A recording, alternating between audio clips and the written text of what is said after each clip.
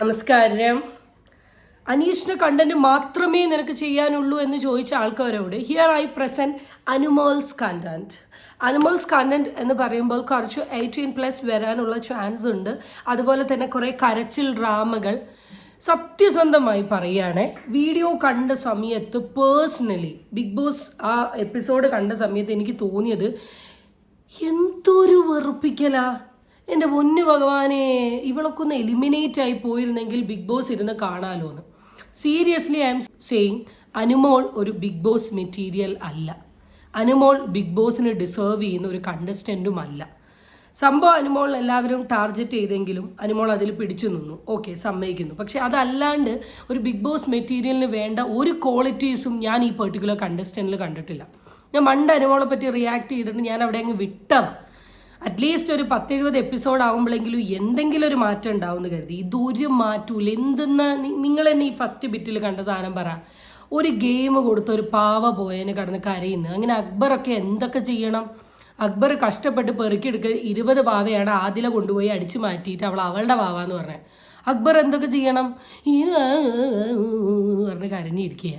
അതിനെ സപ്പോർട്ട് ചെയ്യണം. വരും ഇപ്പം അനുമോൾ ടീം വരും. അപ്പോൾ സഹൃദരായ നാട്ടുകാരെ, നമ്മൾ ഇന്നലെ കണ്ട ബിഗ് ബോസ് വീഡിയോയുടെ ഒരു അപ്ഡേറ്റ് ആയിട്ടാണ് ഞാൻ വന്നത്. നിനക്ക് എവിടെ നിന്നാണ് ഈ തൊപ്പി വന്നത്? നീ ബാക്കി ഇൻഫ്ലുവൻസേഴ്സിനെ കോപ്പി അടിച്ചതാണോ എന്ന് ചോദിച്ചവരോട് രാവിലെ തന്നെ തലയിൽ കുറച്ച് എണ്ണ ഇട്ടു. പിന്നെയാണ് ഞാൻ വീഡിയോ ചെയ്യുന്ന കാര്യം ഓർത്തത്. അപ്പോൾ ആ എണ്ണ വെച്ച് വീഡിയോ എടുക്കണ്ടെന്ന് കരുതിയിട്ട് ഞാൻ നൈസായിട്ട് ഡാഡിയുടെ തൊപ്പി ഇട്ടിരിക്കുകയാണ്. ഹോപ്പ് ദിസ് ലുക്സ് ഗുഡ് ലേ. നോക്കാം.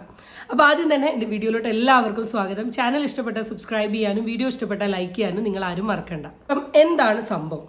ഇപ്പം ബിഗ് ബോസ് അറിയാം, ബിഗ് ബോസിൻ്റെ ടാസ്കുകൾ എന്നൊക്കെ പറഞ്ഞാൽ ട്വിസ്റ്റും ടേണും ഉള്ള ടാസ്ക്കാണ്. അതിന് കണ്ടസ്റ്റൻ്റ് തന്നെ അവരുടേതായ സൈഡിൽ നിന്ന് പലതരം ട്വിസ്റ്റുകൾ കൊണ്ടുവന്ന് അതിനെ കോംപ്ലിക്കേറ്റഡായി നശിപ്പിക്കുന്ന ഒരു പ്രവണതയാണ് കണ്ടുവരുന്നത്. ബിഗ് ബോസിലെ ഏതൊരു ടാസ്കുകളും നിങ്ങൾ ശ്രദ്ധിച്ചിട്ടുണ്ടെങ്കിൽ അറിയാൻ പറ്റും, ഈ എപ്പിസോഡിൽ വന്ന സീസൺ 7 വന്ന ആൾക്കാർ അതിനെ നശിപ്പിച്ച് കൊടുത്തിട്ടേ ഉള്ളൂ. ഇപ്പോൾ തുണി അലക്കലാണെങ്കിലും ജ്യൂസ് ഉണ്ടാക്കുന്ന സാധനമാണെങ്കിലും എന്തിനും ഇവർക്ക് പ്രശ്നങ്ങളാണ്. ആകെ പ്രശ്നങ്ങളില്ലാണ്ട് ചെയ്യുന്നത് ഇൻഡിവിജ്വലായി ഓരോരുത്തരും കോൺട്രിബ്യൂട്ട് ചെയ്യേണ്ട ടാസ്കുകൾ മാത്രമാണ്. അങ്ങനെ ബിഗ് ബോസ് അടുത്ത ഒരു 1.5 പണിയായിട്ട് കൊടുത്തൊരു ടാസ്ക്കാണ് പാവ മേക്കിംഗ്. അത് ഒരു ഹോള് പോലെ സാധനത്തിൻ്റെ ഉള്ളിൽ കൂടെ പാവ വരും, മാക്സിമം കളക്ട് ചെയ്യുക. അതിൽ മാക്സിമം പാവ ഉണ്ടാക്കിയ ആൾക്ക് എന്താണ് ലൈക്ക് ബിഗ് ബോസിൻ്റെ എന്തെങ്കിലുമൊക്കെ ഉണ്ടാവുമല്ലോ, അതിലോട്ട് എത്തിയിട്ടില്ല. ഇതാണ് ടാസ്ക്. അപ്പോൾ ഒരു ചെറിയൊരു ഓട്ടേൻ്റെ ഉള്ളിൽ കൂടിയാണ് ഈ പാവകൾ വരുന്നത്. ഈ പാവകൾ കളക്ട് ചെയ്യുക എന്നുള്ളത് എല്ലാവരുടെയും ഉത്തരവാദിത്തമാണ്. എല്ലാവരും കളക്ട് ചെയ്യണം. അപ്പോൾ ഈ കളക്ട് ചെയ്യാൻ വേണ്ടി നിൽക്കുന്ന സമയങ്ങളിൽ ഇപ്പോൾ ഒരു ചെറിയ ഓട്ടയുടെ അടുത്ത് എല്ലാവരും കൂടി ചേർന്ന് നിൽക്കുമ്പം ചില തട്ടലുകളും ചീറ്റലുകളും അങ്ങോട്ടും ഇങ്ങോട്ടും ഇടിക്കാനും വേദനിക്കാനൊക്കെ ഉള്ളൊരു ചാൻസ് ഉണ്ട്. അതൊരു ഗേളി കോഡായി കളിച്ചുകൊണ്ട് നമ്മുടെ അനുമോൾ, അത് നമുക്ക് അതൊന്ന് കാണാം.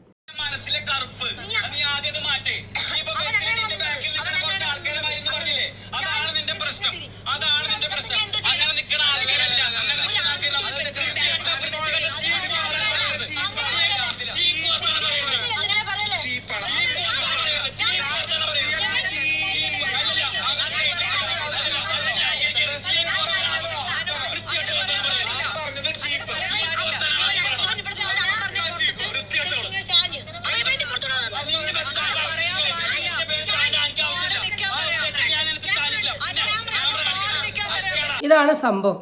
അനുമോളുടെ ബാക്കിൽ അക്ബർ നിന്നു. ഇപ്പം പാവ പിടിക്കുന്നതിൻ്റെ ഭാഗമായിട്ട് അയാൾ ആ പാവേനെ അപ്രോച്ച് ചെയ്ത സമയങ്ങാനും അനുമോളിനൊന്ന് തട്ടി.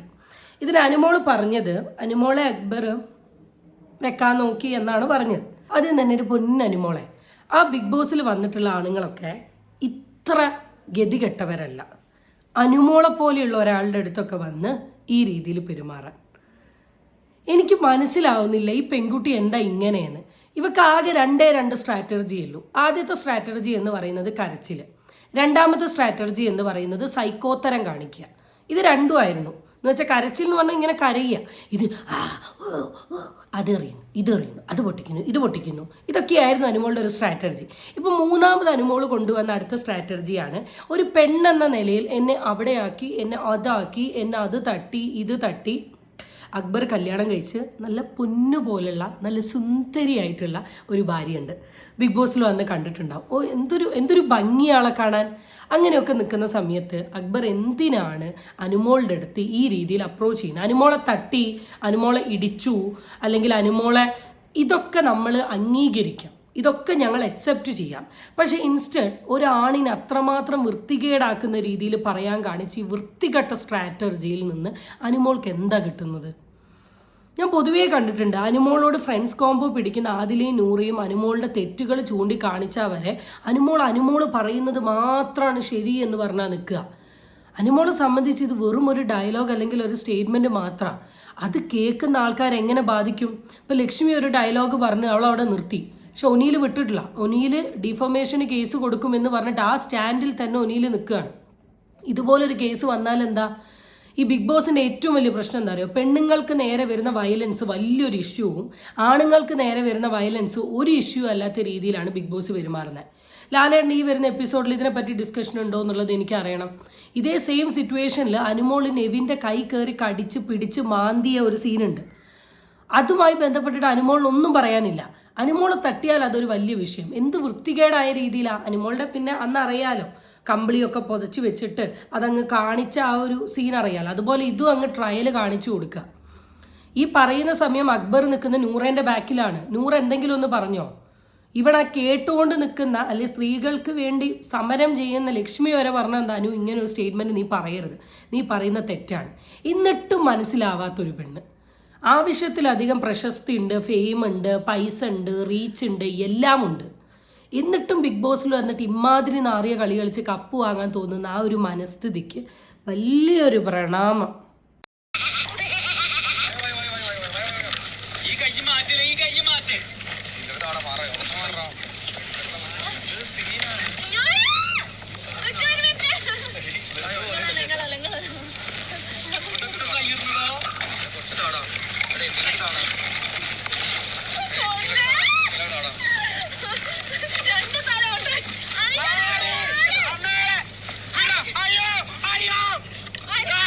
ഭയങ്കര കൾച്ചർലെസ് ആയിട്ടുള്ളൊരു ഗെയിമാണ് ഞാൻ അനുമോളുടെ സൈഡിൽ കാണുന്നത്. എനിക്ക് ഫസ്റ്റ് തൊട്ടേ ബിഗ് ബോസിൽ ഇഷ്ടമല്ലാത്തൊരു കണ്ടസ്റ്റൻ്റ് ആരാ ചോദിച്ചാൽ അനുമോളാണ്.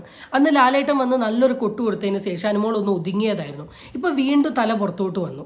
കാരണം ബാക്കിയുള്ള കണ്ടസ്റ്റൻ്റ് ഒക്കെ എലിമിനേറ്റ് ആയപ്പം ഞാൻ എന്തോ വലിയ സംഭവമാണ്. സീരിയസ്ലി പറയാം, അഭിലാഷ്, ജിസൈൽ, ബിന്നി, ഇവർ 3 പേരും എലിമിനേറ്റ് ആയതിനെ പറ്റി എല്ലാവരും പറയുന്നത് ഡിസേർവിങ് അല്ലാത്ത കുറേ കണ്ടസ്റ്റൻ്റ് അതിൻ്റെ ഉള്ളിൽ വെച്ച് ഡിസേർവിങ് ആയി ഇവരെ എലിമിനേറ്റ് ചെയ്തു എന്നാണ്. അതിൽ നിന്ന് തന്നെ നിങ്ങളോട് എത്ര സ്നേഹമുണ്ട് എന്ന് മനസ്സിലാക്കുക. പിന്നെ അനുമോളിന് വേണ്ടി വരുന്ന സ്നേഹിതന്മാരൊക്കെ എന്ന് പറയുന്നത് അനുമോളുടെ PR-കളാണ്. അല്ലാണ്ട് ആത്മാർത്ഥമായ അനുമോളുടെ കളി കണ്ട് ഇഷ്ടപ്പെട്ടുകൊണ്ട് അനുമോളെ സപ്പോർട്ട് ചെയ്യുന്ന ആൾക്കാരല്ല. ഇപ്പോൾ PR-ൻ്റെ അനുമോൾ ഹാർട്ട് കൊണ്ട് ജീവിക്കാൻ പറ്റുമെന്നൊന്നും നിങ്ങൾ കരുതണ്ട.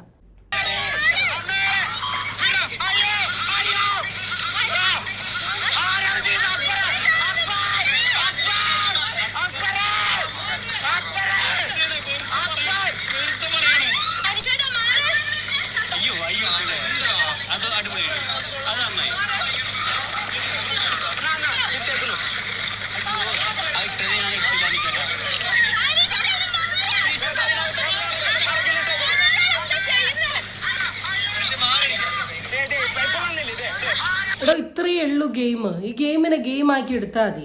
അല്ല, അനുമോൾ പറഞ്ഞതുപോലെ എൻ്റെ ബോഡി ആരും ടച്ച് ചെയ്യാൻ പാടില്ലെങ്കിൽ അനുമോൾ ആ ഗെയിമിൽ നിന്ന് മാറി നിൽക്കണം. ആ ഒരു ചെറിയ ഓട്ടേൻ്റെ ഉള്ളിൽ കൂടെ ആ സാധനങ്ങൾ വരുമ്പോൾ എല്ലാവർക്കും അത് കിട്ടണമെങ്കിൽ അവർ മേൽ അങ്ങോട്ടും ഇങ്ങോട്ടും തട്ടും. അതിനൊരു വൃത്തികെട്ട കണ്ണിൽ കാണുക, അതിനൊരു ലൈംഗിക ചൊവ്വയിൽ കാണുന്നുണ്ട്, അനുമോളിന് ഡിസ്കംഫോർട്ടാണ്, അനുമോൾ ആ ഗെയിം കളിക്കണ്ട. അല്ല, അനുമോൾ നിൽക്കുന്നുണ്ട്, അനുമോളിന് കപ്പ് എടുക്കണം എന്ന് പറഞ്ഞാൽ അനുമോളിനെ ബാക്കിലിട്ട് നിർത്താൻ പറ്റില്ല. കാരണം അനുമോൾക്ക് ഹൈറ്റ് ഇല്ല. മുമ്പിൽ നിന്നാൽ മാത്രമേ അനുമോൾക്ക് എന്തെങ്കിലുമൊക്കെ ഒരു കപ്പ് കിട്ടൂ. അപ്പം അക്ബറൊക്കെ മുമ്പിൽ കയറി വന്ന് നിന്ന് അനുമോളിനെ ബാക്കിൽ നിർത്തി അനുമോളിന് കിട്ടൂല. അതുകൊണ്ടാണ് അനുമോളിനെ ഈ മുമ്പിൽ നിർത്തുന്നത്. അപ്പോൾ ബാക്കിലുള്ള ആൾക്കാർക്ക് അനുമോളെ തട്ടുമെന്ന് പറഞ്ഞാൽ കപ്പ് എടുക്കാൻ പറ്റില്ല എന്നുള്ളത് എന്ത് സ്ട്രാറ്റജി, എന്ത് ഗെയിമാണെന്നുള്ളത് എനിക്ക് പേഴ്സണലി അറിയില്ല. ഡേ ബൈ ഡേ ഈ പെർട്ടിക്കുലർ കണ്ടസ്റ്റൻറ്റിനോടുള്ള ഹെയ്റ്റ് ഇങ്ങനെ കൂടിക്കൂടി വരികയാണ്. കാരണം അത്രത്തോളം ഒരു എന്താ പറയുക, ആള് ക്രിയേറ്റ് ചെയ്യാൻ ശ്രമിക്കുന്നത് മലയാളി ഓഡിയൻസുകൾ സ്നേഹിക്കുന്ന രീതിയിൽ, അല്ലെ അവരെ ഇഷ്ടപ്പെടുന്ന രീതിയിലാണ് ഞാൻ കളിക്കുന്നത്. ഞാൻ അവർക്ക് വേണ്ടി നിലകൊള്ളുന്ന ഒരു വ്യക്തിയാണ്. അവർക്ക് എന്നെ കണ്ടാൽ അവർ എല്ലാം ഹാപ്പി ആവും, ഞാനാണ് എല്ലാം. ഈ ഒരു സാധനമാണ് അനുമോൾ ക്രിയേറ്റ് ചെയ്യുന്നത്. പക്ഷെ അനുമോൾ കാണിക്കുന്ന ഒക്കെ തെണ്ടിത്തരാം. കൊടുക്കുന്ന ഭക്ഷണത്തിന് അനുമോൾ കുറ്റം പറയുന്നു. ഭക്ഷണം കൊടുക്കുന്ന സമയത്ത് അവിടെ പാർഷ്വാലിറ്റി, അവരെടുത്താൽ അനുമോൾക്ക് പ്രശ്നം, അനുമോൾക്ക് എന്ത് വേണമെങ്കിലും എടുക്കാം, അനുമോളെ സപ്പോർട്ട് ചെയ്യുന്ന ആൾക്കാരെ മാത്രം അനുമോൾ ഫേവർ ചെയ്യുന്നു, ഒന്ന് പറഞ്ഞ് രണ്ടാമത്തേന് കരച്ചിൽ സ്ട്രാറ്റജി. ഇതൊക്കെ കാണുന്ന ആൾക്കാർക്ക് എത്രത്തോളം ഡിസ്റ്റർബൻസ് ആണ്, എത്രത്തോളം അരാജകത്താന്നുള്ളത് നിങ്ങൾക്കറിയോ? ഈവൺ അനുമോളുടെ ഫാമിലി വന്ന് പറയുന്നതാണ് ബാക്കിയുള്ള കണ്ടസ്റ്റൻറ്റിൻ്റെ PR അനുമോളെ ഡാമേജ് ചെയ്യുന്നത്. അല്ലടോ, അനുമോളുടെ ഗെയിമാണ്, അനുമോൾ ബിഹേവ് ചെയ്യുന്ന രീതിയാണ്, അനുമോൾ കാണിച്ചു കൂട്ടുന്ന ഒരു കാര്യമാണ്. അനുമോളെല്ലാം ഒരു സ്പെഷ്യൽ ടാഗ്. വന്ന സമയത്തെ അനുമോൾ പറഞ്ഞാൽ അനുമോളിനെ ഏറ്റവും കൂടുതൽ പൈസ, എന്ത് പൈസ അനുമോൾ പോയാൽ മേ ബി കുറേ ആൾക്കാർ ബിഗ് ബോസ് വീണ്ടും കാണും. അത്രയ്ക്ക് ഞാൻ അനുമോൾ എന്ന് പറയുന്ന ഒരു കണ്ടസ്റ്റൻറ്റിനെ കുറിച്ച് പറയാണ്ട് വിട്ടത്. എന്ത് പറയാനാണ്, എത്ര പറഞ്ഞാലും മാറ്റമില്ലാത്തൊരു കണ്ടസ്റ്റൻറ്റ്. പക്ഷേ ഇന്നലത്തെ ഈ ഒരു ചീപ്പ് സാധനം കണ്ടപ്പോൾ definitely I have to speak. Because ഇവിടെ ആണുങ്ങൾക്കും പ്രശ്നങ്ങളുണ്ട്, ആണുങ്ങളും പല കാര്യങ്ങളും അനുഭവിക്കുന്നുണ്ട്, അത് പെണ്ണുങ്ങൾ മാത്രമല്ല എന്നുള്ളൊരു സാധനം കാണിക്കണം എന്ന് തോന്നി. So guys, that's it. നമുക്ക് അടുത്ത വീഡിയോ ആയിട്ട് വീണ്ടും കാണാം. Till then it's by.